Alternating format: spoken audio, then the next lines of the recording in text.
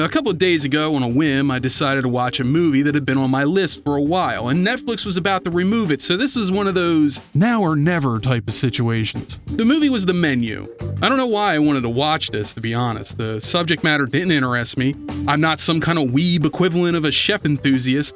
Watching this kind of doesn't turn me on. I'm not like sitting here going like, oh yeah, brother, I like the subtle lines. And I definitely didn't want to sit around watching a bunch of rich people engage in their favorite pastime, being a big shot. I couldn't care less about it, but something compelled me to watch this movie. See, YouTube ruined the end of it by playing me a clip of it automatically. Of course, I didn't know that this was the end of the movie when I decided to watch it, but the end of the thing was the entire reason that I needed to watch it in the first place. There was something to it that I just couldn't get elsewhere, a rawness, a liberating feeling, a movie about a man who hadn't felt anything but obsession for the last 20 years, finally experiencing joy in something incredibly simple. But when I watched it, I got so much more out of it than I ever thought I would. The movie is not about a cook or his happiness, even though that is the backdrop. It's a movie about workers versus owners and the eternal struggle of keeping your art form pure while satisfying the ever-growing hunger of moneyed interests. It ends up being right up my alley, but it got me thinking about the old C word. Take a guess. Is it crank cocaine, cancer, cluster, docker? No, it's none of those things. The big C word is communism. Oh, no, calm down. Take a deep breath. It'll be all right, okay? Just in and out, real slow, okay? There you go. That chill that you feel going all the way down your spine, that's fear. Fear of the C word. And there's plenty to fear. I mean, you can't kill millions of people because of incompetence and not be the heavyweight champion of bad ideas. But would you believe that I'm about to call this movie brave for having the to wear its message on its sleeve? The message? You may have heard it before. It's kind of famous. Eat the rich. I mean, they don't actually eat the rich, but like they could have, literally. Probably would have been pretty cool now that I think about it. How about this? If we ever run out of food, that's what we'll do, okay? And there's a lot of them now.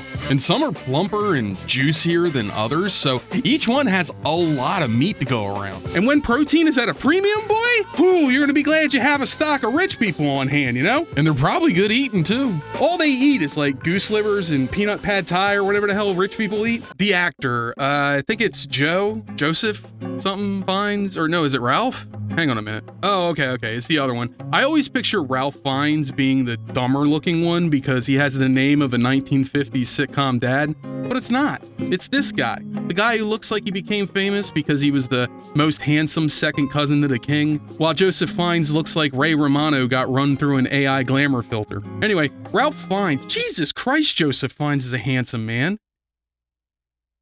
Anyway, Ralph Fiennes is the stand-in for the revolutionary. He says and does things that should be taboo, and by all rights, should set off people's propaganda sensors, but because he's seen as the villain, a sympathetic one for sure, but a villain nonetheless, because he's seen as the villain, it doesn't feel off-putting to some people who would normally be turned off by this kind of thing if it were like the protagonist spouting these same beliefs. Because the audience want to project themselves onto the hero of the story because they want to be the hero of the story. And they see themselves as perfect. But they don't want that if the hero, in their eyes, is a big old piece of human excrement. You know, there's not many people who would strive for that. Most of them are busy driving on the Florida freeways. But it's true, you know? Like, think about how many times you've watched a movie and you got this really likable protagonist, right? And he makes a really stupid mistake. And then immediately in your brain, you start picturing yourself in that role, not making those mistakes, making completely different choices, right? Like you're rewriting the script in your head to preserve the perfectness of the protagonist. Usually, we'd get a blank slate in roles like this, not someone like Anya Taylor-Joy's character, because I don't think there are many women who grew up wanting to be like Anya Taylor-Joy's character, but if they did, nice. And the thing is, in a movie like this, the subject matter would be watered down, subtle, or deemed too risky, and all references to it removed. And the main character, it definitely wouldn't be her. I'll tell you that. It'd be Keanu Reeves with a sidekick monkey who solves mysteries out of the back of their white Lincoln. It'd be called Road Trip Mysteries, and it'd be all about the freedom of the open road and the joys of consumerism. But the menu is not safe, and it is not subtle. It's as subtle as a sledgehammer to the face. And that's just so unusual in this climate. At this time in history, to see something able to explore its subject matter so clear-eyed and blatant, and at the same time making it relatable. Because God might have told you not to covet your neighbor, but Jesus said, "Give me all your money before I shoot this bitch!" When Django Unchained came out, there was a lot of people out there on the internet, the terrible internet, and they were saying that they didn't like Django because everyone was saying the N-word all the time. There was even an article I could read that counted each individual time the no-no word was used. That is an unhealthy level of obsession with a word. It's a word so deadly you don't dare say the whole thing out loud lest somebody hear you. The only truly appropriate time to say that word is when you're in your car by yourself listening to Wu-Tang. And it better not be ironic. God help you if it's ironic. And you definitely don't say it 3 times while looking in the mirror. And you're not gonna believe this, I didn't want to see it because of those reasons. Yeah. See, I had a black friend. That's right. A true blue friend situation, and it was all mine. And I was trying to be in, solidarity. I'd say, I'm sorry, Sid, I can't see that. And he'd ask why. And I'd say, because they say the N-word like a million times. And he said, stop being a... If I can put up with it, you can too. You always gotta be saying some... It went on like that for several long minutes. So I had no choice. I had to go see the evil, scary movie. And oh my God, it was so good. The ending? Oh man, it's just cathartic, Like seeing all that happen at the end after the movie went through so much effort to make you hate those people. Man, it just desserts. They got exactly what they deserved. And I ask you, is there a better feeling than that? The cathartic release of righteous vengeance? No. So I was riding high, probably even visibly smiling, but a thought took my smile away. A guilty little voice was in the back of my skull, asking questions like, did I laugh too much at inappropriate times? Did Sid notice? Oh God, what if he noticed? He turned to me with a smile on his face and asked, what did you think? And I hesitated. I didn't want to answer right away and yell, awesome, best thing I've ever seen, 10 out of 10. Now, I didn't want him to think I loved the movie until I knew how he felt about it, just in case he was really offended. But I also didn't want to complain because I didn't want to be insulted for another 5 minutes for being a bitch-ass little white boy. And while I was standing there at the exit thinking, I realized something. It doesn't matter. It isn't real.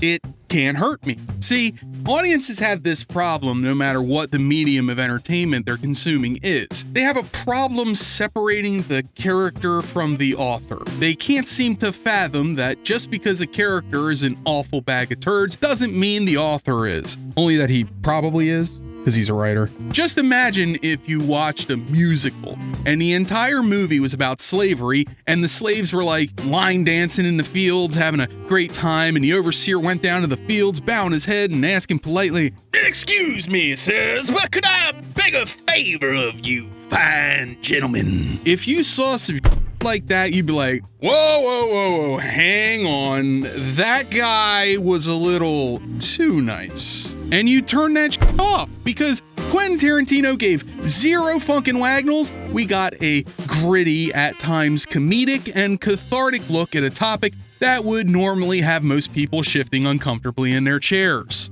Now they spent all that time making us hate the Candyman, having him do heinous because he could, and by the end of the movie, you have a murder boner for this guy. And when the end of the movie erupts into a volcano of blood, a blood orgy, if you will, and these rectal thermometers are getting put in freshly dug holes, that release, it's a good feeling. A feeling you just wouldn't have if Master was paying everyone a living wage and a pension at the end of 15 years. This is why offense is not just intended, but a necessary part of the character. Sometimes you're supposed to hate them. Sometimes their beliefs are meant to scare you. And sometimes a movie should make you feel uncomfortable. It can't just be Thanos punching dudes in a balloon knot all day every day. You need to be challenged sometimes, you know? Watch a movie with subtitles. Go on, I dare you, do it. No one's looking. And while no one's looking, you could go out and download that hour-long compilation of French dudes tongue kissing one another. Or watch an episode or two of Blacked. I managed to binge the whole season.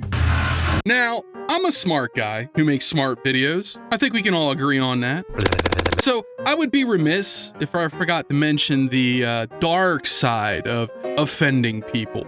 There's a place out there that thrives on this negative emotion, and in fact, this emotion fuels the economy. It's Twitter. I refuse to call it X. See, Twitter is what happens when you're not setting out to tell a story, but instead using negativity to draw eyes and then reward people for getting other pitiful, lonely creatures to click on those posts. So when you reward just eyes and not engagement or conversions, all you're doing is saying, hey everybody, be an asshole to everyone you meet, screw manners, take the napkin out of your neck of your shirt and say rude things at a waiter, and when the waiter decides to yell back, put your phone in his face and show him this ad first. I'll give you 1/10 of a penny for every time he punches you in the face. I want to take it back to a more simple time. You remember back when Google first bought YouTube and started paying people for ads? YouTube used to be a wonderful place, full of videos of guys singing songs about putting various things up your butt, a place where a man or a saucy woman could see a gopher stare dramatically at the screen, cats running into glass windows, dogs speaking human words, another cat looking for his friend, Long Dong Johnson. It was an awe-inspiring time. In fact, I'd say it was a great time to be alive. But then Google took over. They waited a while before letting everybody get paid. You know, the peasants will just need to eat cake for a little while longer. And then eventually they let peasants have cell phones and, people realized, oh, some of these commenters are actually pretty entertaining. I bet they can make money. So they rolled ads out to everyone. The entire site was flooded with videos of a black screen with a heavy-chested lady bouncing on a trampoline in the thumbnail. And no matter how many times you clicked on it, you never saw the tits. You never saw the tits. Trust me, kid, I'm a veteran. I was down in the jungle wading through rice paddies before you were a tadpole in your daddy's balls, and for every JonTron, there was a Jenna Marbles. For every Gangam, an annoying orange. It was a hellscape. And that, in a nutshell, is what happened to Twitter, my precious, dying Twitter. I loved you. You were supposed to bring balance to the force, not destroy it. I'm gonna let you get back to whatever it was you were doing, but before I do, we gotta talk about the second type of rage bait. At some point, trolls realized that if they acted like they were thrown on their head as a toddler, like a quarterback panic throwing a football into the end zone, if they acted like a moron, a surprising amount of people would click on their insane ramblings just so they could post about how they've lost the will to live on this planet and are now considering signing up for Elon's next rocket so they could blow themselves up for free. These people have manipulation down to a science. Nothing is too stupid to post. I don't know how a butter knife works. How is it supposed to work? I mean, how can you call that a butter knife? It's not made out of butter. So how do I get the butter from the stick onto the bread? Someone help. And then there's like 20 comments below saying the same thing. Someone help. I'm starving. How do I eat? And you realize something horrible. You realize that there's actually a real possibility, however small, that that these people really are that stupid and have somehow survived all of this time on other people's pity and public goodwill. Don't worry though, I say to myself, if Ralph Fiennes is to be believed, those people will all be in camp soon. Those people are bad enough, but you get 10 times that many people who just clicked on the post to comment their anger at the person who obviously had trouble figuring out how to even get their pants on in the morning, let alone puzzle together the complicated key combinations needed to use Twitter in the first place. So we're left with only one conclusion. Either the world is full of stupid and if so, we're screwed. And if they're all bots, we're still screwed because there's so many of them now that if they ever decided to unionize, we're all going bankrupt. So, to make a long story short, don't take offense to art, take offense to bad art. Hey kids, who wants to learn about preferred pronouns?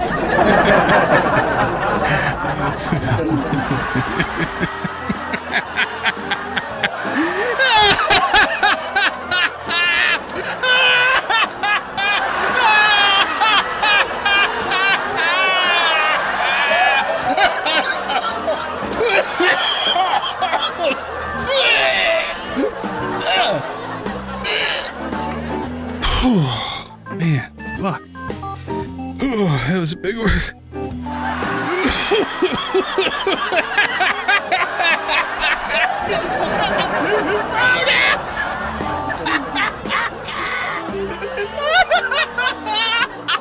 Come on, dude.